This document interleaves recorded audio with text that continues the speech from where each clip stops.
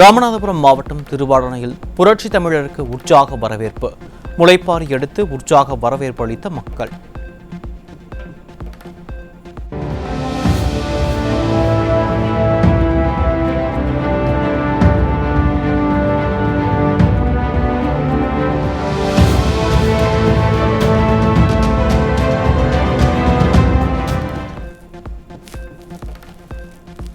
அதிமுக ஆட்சி வந்தவுடன் முடக்கப்பட்ட காவிரி குண்டார் திட்டத்தை கொண்டு வந்து ராமநாதபுரம் மாவட்டத்தை பசுமையாக மாற்றுவோம். திமுக அரசு கொடுக்கப்பட்ட வாக்குறுதியை நிறைவேற்றாததால் தமிழகம் போராட்ட களமாக மாறிவிட்டது என ராமநாதபுரம் மாவட்டம் திருவாடனையில் எழுச்சி பயணத்தின் போது அதிமுக பொதுச் செயலாளர் பேச்சு. அதிமுக ஆட்சி வளர்ந்த பிறகு இந்த முடக்கப்பட்ட காவிரி குண்டார் திட்டம் நிறைவேற்றி இந்த ராமநாதபுரம் வறட்சி மாவட்டத்தில் இருக்கின்ற விவசாயிகள் மகிழ்ச்சி அடைகின்ற விதமாக, இங்கு இருக்கின்ற விவசாய தொழிலாளிகளுக்கு நிரந்தர வேலை கிடைக்கின்ற விதமாக மஞ்சளும் வாழையும் கரும்பு செழித்து வளர்ந்து பசுமையான மாவட்டமாக உருவாக்கி தருவோம். இந்த ராமநாதபுரம் மாவட்டத்தை எங்க பார்த்தாலும் போராட்டம் நடக்காத நாளே இல்லை. அரசு ஊழியர்கள் போராட்டம், பகுதி ஆசிரியர்கள் போராட்டம், போக்குவரத்து தொழிலாளர்கள் போராட்டம், விவசாயிகள் போராட்டம், அங்கன்வாடி ஊழியர்கள் போராட்டம், ஒட்டுமொத்தமா தமிழ்நாடு போராட்ட களமா மாறிட்டது. கொடுக்கப்பட்ட வாக்குறுதி யாருக்கு நிறைவேற்றல, அத்தனையும் டிராமா. மக்களுக்கு பட்டை நாமம் போட்ட அரசு திமுக என்றும் 525 தேர்தல் அறிவிப்புகளில் 10% மட்டுமே நிறைவேற்றப்பட்டதாக புரட்சி தமிழர் குற்றச்சாட்டு. சிறுபான்மையின மக்களுக்கு அரணாக இருக்கும் கட்சி அதிமுக என எழுச்சி பயணத்தின் போது கழக பொதுச் செயலாளர் பேச்சு. இந்த ஆட்சியுடைய லட்சணம், இந்த ஆட்சியில் வந்தா திராவிட முன்னேற்ற கழகம் ஆட்சிக்கு வந்தா 525 அறிவிப்புகள் நிறைவேற்றப்படும் என்று அறிவிப்பை கொடுத்து 10% அறிவிப்புகளை நிறைவேற்றப்பட்டு மக்களுக்கு பட்டை நாமம் போட்ட திமுக கட்சி மீண்டும் வர வேண்டுமா? இன்றைக்கு வேண்டுமென்றே திட்டமிட்டு திராவிட முன்னேற்ற கழக கட்சி கூட்டணி கட்சி சேர்ந்த அங்கமிட்ட கட்சிகளும் சிறுபான்மை மக்களை ஒரு திசை திருப்புகிறாங்க, மடைமாற்றம் செய்யறாங்க. அனைத்து இந்திய அண்ணா திராவிட முன்னேற்ற கழகத்தை பொறுத்த வரைக்கும் சிறுபான்மை மக்களுக்கு அரணாக இருக்கின்ற கட்சி அண்ணா திமுக கட்சி. கண்ணை இமைகாப்பதை போல சிறுபான்மை மக்களை பாதுகாத்த அரசாங்கம் அண்ணா திமுக அரசாங்கம். எங்களுக்கு மடியில் கனமில்லை, வழியில் பயமில்லை, எதை கண்டும் அதிமுக அஞ்சப் போவதில்லை. திமுகவை போன்று வாய்தா வாங்கும் கட்சி அதிமுக இல்லை என அதிமுக பொதுச் செயலாளர் பேச்சு. அதிமுக அப்படி இல்லை, எங்களுக்கு மடியில கனம் இல்லை, வழியில பயம் இல்லை, எதை கண்டும் அஞ்சப் போவதில்லை. இன்றைக்கு வரைக்கும் திராவிட முன்னேற்ற கழகம் என் மீது வழக்கு போட்டாங்க. நான் உச்ச நீதிமன்றம் வரைக்கும் போனேன், உயர் நீதிமன்றம் போனேன். பிறகு வழக்கு போட்ட திமுக நிர்வாகி வாபஸ் வாங்குறாங்க. ஆனா அந்த வழக்கை நடத்துன்னு சொன்ன பழனிசாமி தான் உங்க முன்னாடி நிற்கிறேன். நான் என் மீது ஊழல் குற்றச்சாட்டு சுமத்தி இருக்கிறீங்க, நான் வழக்கு நடத்துறேன், நிரபராதி என்று நீதிமன்றத்தின் மூலமா வருவேன் சொல்லி நிரபராதி என்று உங்கள் முன் நிற்கிறேன். நிறைய திட்டங்களை கொண்டு வந்து நெசவாளர்களை பாதுகாத்த அரசு அதிமுக. குடிமராமத்து திட்டத்தை கொண்டு வந்து வெற்றி கண்டது அதிமுக அரசு என ராமநாதபுரம் மாவட்டம் பரமக்குடியில் எழுச்சி பயணத்தின் போது அதிமுக பொதுச் செயலாளர் பெருமிதம். நெசவாளர்கள், விவசாயிகள் இரண்டு பிரதான தொழில். பரமக்குடி சுற்றுவட்டார பகுதியில் இருக்கின்ற அந்த நெசவாளர்களுக்கு அனைத்து இந்திய அண்ணா திராவிட முன்னேற்ற கழகம் இருக்கின்ற பொழுது பல்வேறு சலுகைகள் கொடுக்கப்பட்டன. அதெல்லாம் இந்த ஆட்சியில் கிடைக்கல. திமுக ஆட்சியில் 96 அரசு கலை அறிவியல் கல்லூரிகளில் முதல்வர்கள் கூட இல்லை, பல மெடிக்கல் கல்லூரிகளில் டீன் இல்லை. பரமக்குடியில் எழுச்சி பயணத்தின் போது அதிமுக பொதுச் செயலாளர் குற்றச்சாட்டு. இன்றைக்கு நம்முடைய மாணவ சமுதாயம் சிறப்பாக இருக்க வேண்டும், நல்ல கல்வி கிடைக்கும் என்பதற்காக ஆரம்ப பள்ளி, நடுநிலைப்பள்ளி, உயர்நிலைப்பள்ளி, மேல்நிலைப்பள்ளி, கல்லூரி என்று அதிக அளவிலே கல்வி கூடங்களை திறந்து இந்தியாவிலேயே கல்வி கற்பவனுடைய எண்ணிக்கை தமிழ்நாட்டில் நம்பர் 1 செஞ்சு காட்டுறோம். இந்த ஆட்சியில் அப்படி பார்க்க முடியுதா? இல்ல. இன்றைக்கு 196 அரசு கலைக்கல்லூரி, 96 அரசு கலைக்கல்லூரிக்கு பிரின்சிபாலே இல்லை. பல மெடிக்கல் காலேஜில் டீனே இல்லை. அது எப்படி நிர்வாகம் சிறப்பாக இருக்கும்? இன்றைக்கு பல கல்லூரியில் பேராசிரியர் கிடையாது. அதே போல மருத்துவத்துறையில் அங்கேயும் பேராசிரியர் கிடையாது. குறுக்கு வழியில் துணை முதலமைச்சரானவர் உதயநிதி ஸ்டாலின். கருணாநிதி குடும்பத்தைச் சேர்ந்தவர்கள்தான் எல்லா பதவியிலும் இருப்பார்கள் என எழுச்சி பயணத்தின் போது அதிமுக பொதுச் செயலாளர் விமர்சனம். அவர் உழைச்சி வந்திருந்தா ஏத்துக்கலாம், அவர் உழைப்பால் அந்த பதவிக்கு வந்தா அது ஏற்றுக்கொள்ளலாம். ஆனா குறுக்கு வழியில தான் துணை முதலமைச்சராக அடைஞ்சிருக்கார். திரு கருணாநிதி அவருடைய பேரன், திரு ஸ்டாலினுடைய மகன், அந்த அடையாளத்தில் தானே இவர் துணை முதலமைச்சர் பொறுப்பு கிடைச்சிருக்குது. அரசியல் காழ்ப்புணர்ச்சி காரணமாக ஆபரேஷன் சிந்தூர் பற்றி திமுக எம்பி கனிமொழி பேசி வருவதாக குற்றச்சாட்டு. திமுக ஆட்சியில் கள்ளக்குறிச்சியில் விஷ சாராயம் குடித்து 67 பேர் உயிரிழந்த விவகாரம் குறித்து திமுக எம்பி கனிமொழி என்ன பதில் சொல்ல போகிறார் என அதிமுக பொதுச் செயலாளர் கேள்வி. இந்த அம்மா தலைமை தாங்கி வெளிநாடு போய் இந்திய நாட்டுடைய நிலைப்பாட்டில் எடுத்து சொல்லிட்டு வந்திருக்கிறாங்க.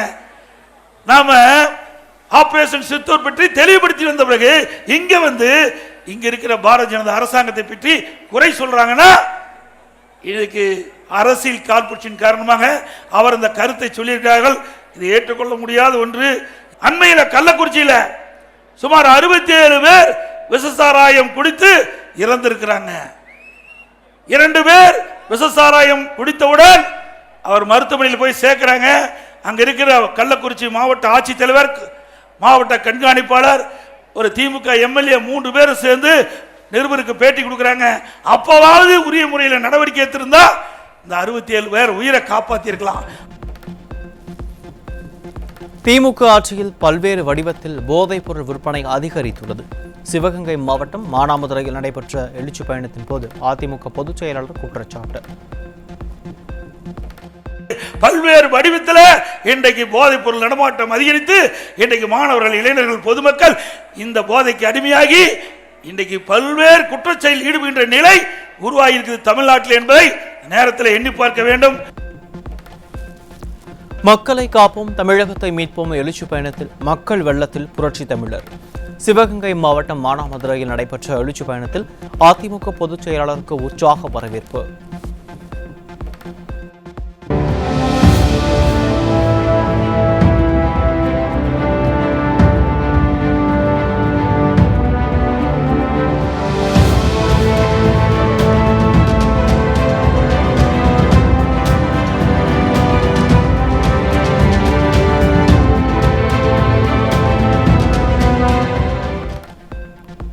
சிவகங்கையில் ஸ்டாலின் அரசின் காவலர்களால் கொடூரமாக அடித்து கொலை செய்யப்பட்ட மடப்புரம் கோயில் காவலாளி அஜித்குமார் வீட்டிற்கு நேரில் சென்று அவரது தாய் மற்றும் சகோதரருக்கு அதிமுக பொதுச் செயலாளர் ஆறுதல். அஜித்குமாரின் திருவுருவ படத்திற்கு மாலை அணிவித்தும் மலர் தூவியும் புரட்சி தமிழர் அஞ்சலி செலுத்தினார்.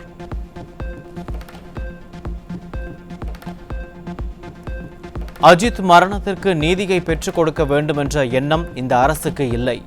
அஜித்குமார் குடும்பத்தினருடன் சேர்ந்து அதிமுகவும் போராடியதால் மட்டுமே திமுக அரசு அந்த காவலர்களை கைது செய்தது. அஜித்தை தாக்கிய காவலர்களுக்கு அழுத்தம் கொடுத்தது யார் என மடப்புரத்தில் அதிமுக பொதுச் செயலாளர் கேள்வி. அஜித்குமார் குடும்பத்தினர் தங்களுக்கு நீதி கிடைக்க வேண்டும் என்று போராட்டத்தில் ஈடுபட்டார்கள்.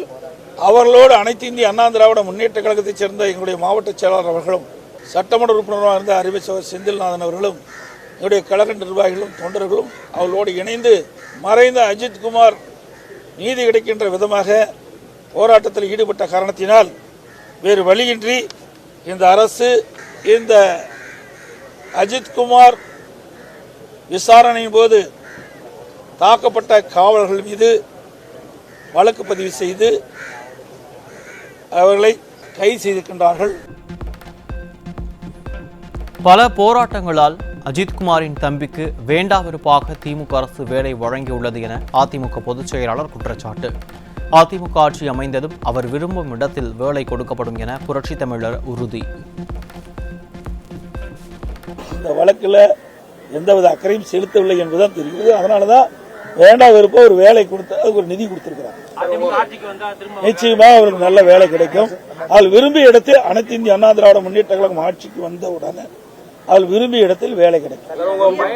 இப்பொழுது கூட அனைத்து இந்திய அண்ணா திராவிட முன்னேற்ற கழகத்தின் சார்பாக இன்னும் ஒரு 3 நாள்ல அது செக்கா கொடுக்கணும், கேஷா கொடுக்க முடியாது சட்ட ரீதியா.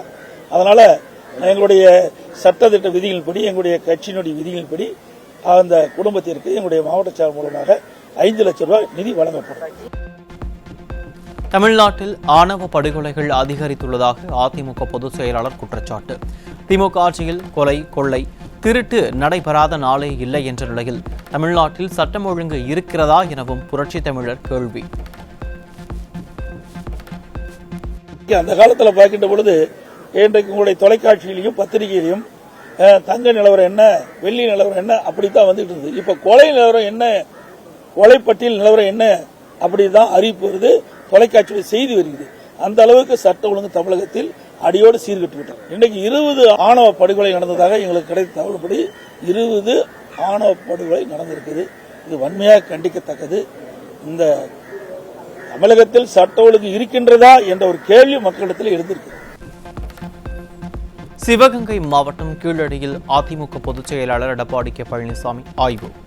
அதிமுக ஆட்சியில் நிதி ஒதுக்கப்பட்ட அருங்காட்சியகத்தில் அகழாய்வில் கிடைத்த பொருட்களை கண்டு ரசித்தார்.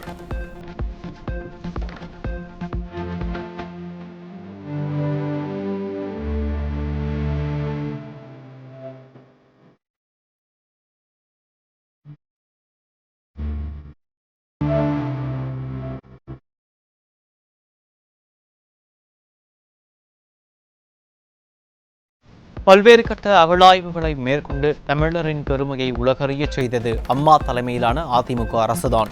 தமிழ்நாட்டில் இதுவரை நடைபெற்ற 39 அகழாய்வுகளில் 33 அகழாய்வுகள் அதிமுக ஆட்சியில் நடந்தது எனவும் புரட்சி தமிழர் பெருமிதம். துறைக்கு அம்மாவின் அரசு 4 ஆண்டுகளா ஒவ்வொரு ஆண்டுக்கும் சுமார் 105 கோடி ரூபாய் இந்த துறைக்காக நிதி ஒதுக்கப்பட்ட அரசும் அதிமுக அரசாங்கம் தான். தமிழ்நாட்டில் நடைபெற்ற 39 அகழ்வாய்வில் 33 அகழ்வாய்வில் அதிமுக அரசாங்கம் நடந்தது. மத்திய அரசு என்ன விளக்கம் கேட்டார்கள், திமுக அரசு என்ன விளக்கம் கொடுத்தார்கள் என்பது தெரியவில்லை. கீழடி ஆய்வறிக்கைக்கு ஒப்புதல் பெற வேண்டியது திமுக அரசின் பொறுப்பாகும் என கீழடியில் ஆய்வு மேற்கொண்ட பின் அதிமுக பொதுச் செயலாளர் பேட்டி. அதிமுக ஆட்சியில் எத்தனை கட்டம் அகழ்வாய்வு மேற்கொள்ளப்பட்டது, என்னென்ன நடவடிக்கை எடுத்தோம், எல்லாமே விளக்கமாக உங்களுக்கு சொல்லிக்கிறோம். இந்த இருக்கின்ற ஸ்டாலின் மாடல் அரசாங்கம் என்ன விளக்கம் அவங்களுக்கு கொடுத்ததுன்னு தெரியல, அவங்க என்ன விளக்கம் கேட்டாங்கன்னு தெரியல. எங்களை பொறுத்த வரைக்கும் இது ஒரு வரலாற்று சிறப்புமிக்க தமிழனுடைய பெருமை, தொன்மையான கலாச்சாரம் என்பதை வெளிப்படுத்தியிருக்கிறோம் அதிமுக ஆட்சியில். தமிழகத்தில் உள்ள பெரும்பாலான அரசு கல்லூரிகளில் போதிய பேராசிரியர்கள் இல்லை என அதிமுக பொதுச் செயலாளர் குற்றச்சாட்டு.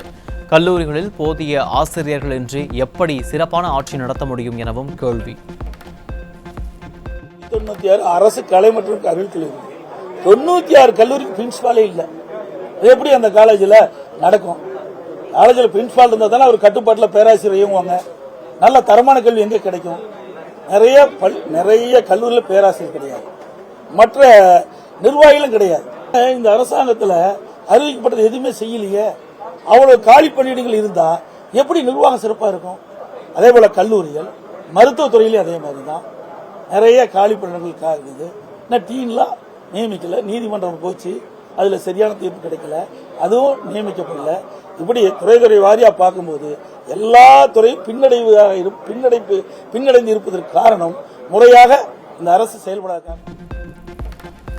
கோவை தொண்டாமுத்தூர் சட்டமன்ற தொகுதிகளில் நடைபெற்று வரும் ஆலய திருப்பணிகளை நேரில் பார்வையிட்டு நன்கொடை வழங்கினார் அதிமுக முன்னாள் அமைச்சர் SP வேலுமணி. பொதுமக்களின் குறைகளை கேட்டறிந்து ஆட்சி மாற்றம் ஏற்பட்டவுடன் அனைத்து கோரிக்கைகளும் நிறைவேற்றி தரப்படும் என உறுதி.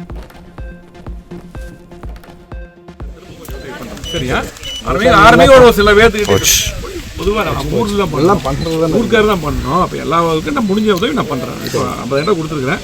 திரும்ப நான் கொஞ்சம் பண்ணுறேன். சில பேர் சொல்லி உங்களுக்கு பண்ண சொல்லுங்கள். சரியா? தமிழ்நாடு அரசின் உங்களுடன் ஸ்டாலின் திட்டத்திற்கு எதிராக சென்னை உயர்நீதிமன்றத்தில் அதிமுக மாநிலங்களவை உறுப்பினர் சி. வி. சண்முகம் வழக்கு. 54 கோடியே 95 லட்சம் ரூபாய் மதிப்பீட்டிலான உங்களுடன் ஸ்டாலின் திட்டம் அரசியலமைப்பு விதிகளை மீறுவதாக மனுவில் குற்றம் சாட்டியிருந்த நிலையில் வழக்கு இன்று விசாரணைக்கு வருகிறது. தான் சொன்ன கருத்து அரசியல் காரணங்களுக்காக திரித்து கூறப்பட்டுள்ளது. புரட்சித் தலைவரும் புரட்சி தலைவியும் எங்களை வாழ வைத்த தெய்வங்கள் என முன்னாள் அமைச்சர் கடம்பூர் ராஜு பேட்டி. திராவிட முன்னேற்ற கழகம் பாஜகவோடு கூட்டணி வைத்தால் பாஜக நல்ல கட்சி, அனைத்து இந்திய அண்ணா திராவிட முன்னேற்ற கழகம் பாஜகவோடு கூட்டணி வைத்தால் தீண்டத்தகாத கட்சியா என்ற கருத்தை மட்டும் நான் சொன்னேன். இது இன்றைக்கு அதிமுக பாரதிய ஜனதா கட்சி இன்னைக்கு வலுவடைந்து அண்ணன் எடப்பாடி சுற்றுப்பயணம் மிக எழுச்சிமிக்க சுற்றுப்பயணமாக தமிழகம் முழுவதும் பேசப்படுகிற நிலையில் இருக்கின்ற காரணத்தினால் ஏதாவது குழப்பத்தை விளைவிக்க வேண்டும் என்ற காரணத்தின் அடிப்படையில் என்னுடைய கருத்து தவறுதலாக நாங்கள் யுத்தம் வழிபடுகின்ற எங்கள் குலதெய்வமாக இருக்கின்ற எங்கள் குடும்ப தெய்வமாக இருக்கின்ற அம்மா அவர்களை நான் மாற்றி சொன்னதாக கருத்து புனையப்பட்டு சில ஊடகங்களில் வந்தது. அது முற்றிலும் தவறானது. சென்னை மயிலாப்பூரில் முதியோர் பராமரிப்பு மையத்தில் இளம் பெண்ணுக்கு பாலியல் தொல்லை தந்த வட மாநில இளைஞர் சிக்கினார். ஸ்டாலினின் ஃபெயிலியர் மாடல் ஆட்சியில் பாலியல் வன்கொடுமை, கொள்ளைகள் நடைபெறாத நாளே இல்லை என சொல்லும் அவல நிலை ஏற்பட்டுள்ளதாக மக்கள் குற்றச்சாட்டு. தேனி மாவட்டம் வீரபாண்டியில் 2 இளம் பெண்களை தூக்கிச் சென்று கூட்டு பாலியல் வன்கொடுமை செய்ய முயன்ற 3 பேர் சிக்கினர். பெண்கள் வெளியில் செல்லவே அச்சப்படும் நிலையை ஸ்டாலினின் ஃபெயிலியர் மாடல் அரசு உருவாக்கிவிட்டதாக மக்கள் புகார். ஆந்திர மாநிலம் ஸ்ரீஹரிகோட்டாவிலிருந்து GSLV F-16 ராக்கெட் மூலம் 2392 கிலோ எடை கொண்ட நிசார் செயற்கைக்கோள் விண்ணில் வெற்றிகரமாக பாய்ந்தது. 5, 4, 3, 2, 1, 0. All L40 engines generating nominal thrust. S139 motor ignited. 5 seconds. That's a magnificent of the GSLV F-16 NISAR mission. The deafening roar of GSLV and beautiful silhouette brightening the Sriharikota sky. புவி கண்காணிப்புக்காக நாசாவுடன் இணைந்து 12,000 கோடி ரூபாயில் உருவாக்கப்பட்ட நிசார் செயற்கைக்கோள் பூமியில் ஏற்படும் சிறு மாற்றங்களை கூட துல்லியமாக படம் பிடித்து அனுப்பும் திறன் கொண்டது.